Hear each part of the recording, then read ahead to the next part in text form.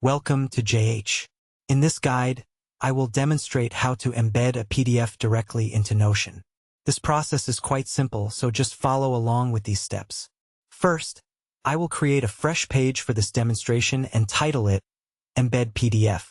To begin the embedding process, type a / followed by the word PDF.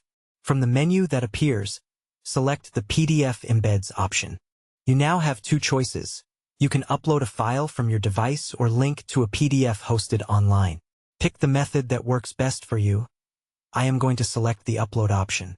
Click on the Choose a File button, find the PDF on your computer, and double-click it. The file will automatically upload and appear on your Notion page.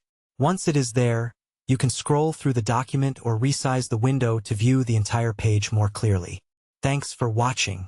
If you found this helpful, please like the video and subscribe for more tutorials. See you in the next one.